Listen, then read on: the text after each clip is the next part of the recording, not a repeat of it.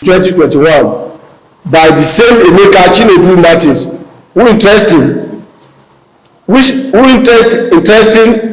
is a member of the opposition People's Democratic Party.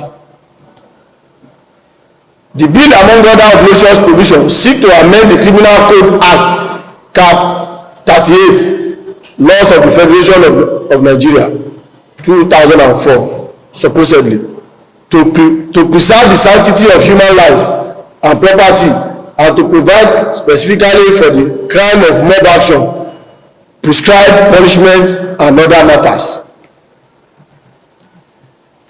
CHSR views the provision of the bill as deliberate attempt to criminalize peaceful protests and cow Nigerians into further submission under the guise of protecting public property.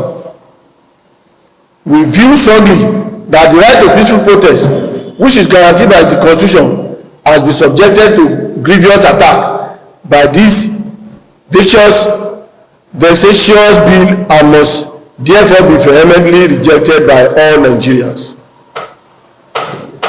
CHSR believe that the bill is born out of the desire to cow Nigerians into submission by those who detect resolve by Nigerians to organize around issues of interest and demand for genuine change through peaceful protests. It has therefore become pertinent to alert Nigerians of the desperation of retrogressive forces in the National Assembly who are determined to suppress protests and silence critical voices in the society. Without doubt, the bill is aimed at legalizing police brutality by further shrinking the civil space. The bill portends danger to democracy and therefore deemed retrogressive and repressively by all genuine platform of civil society. The aim of the bill is to intimidate citizens with threat of being held accountable for state-sponsored violence or orchestrated action by those who seek to criminalize protests. It is imperative to assert that the right to peaceful protest intersects with citizen desire to be free from all form of oppression, including deprivation and marginalization. People subjected to inequality and discrimination on account of their age, identity, and means of survival are endangered, and therefore should be to allow to exercise right to peaceful protests. Democracy guarantees that everyone should be free to protest and without any form of inhibition or codified threats by ways of ambiguous legislation. CHSR therefore wishes to make it abundantly clear that the right to peaceful protest is not a privilege but inalienable and guaranteed by domestic and international status. The right to protest must therefore not be subjected to any form of inhibition or deliberate abridgment through misleading legislation or amendment to extant law as presently the case with the progressive bill in the House of Representatives.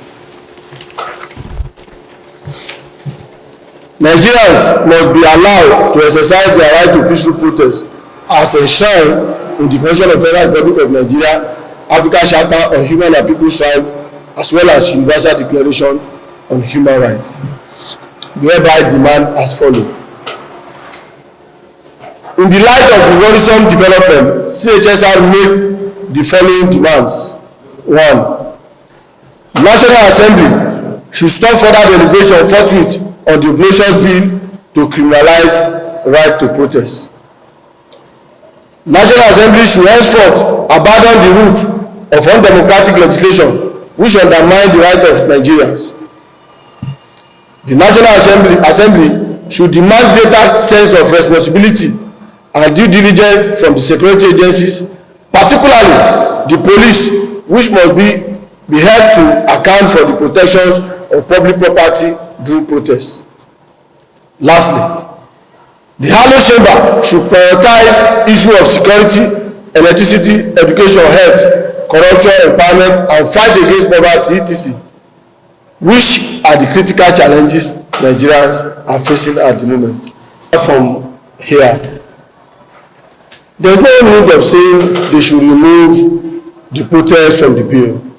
It's to bring down the bill entirely.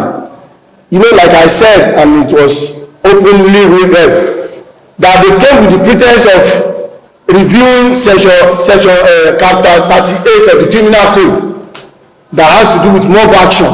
There is difference between mob action and protest. You cannot, people that mob cannot be translated as a protester.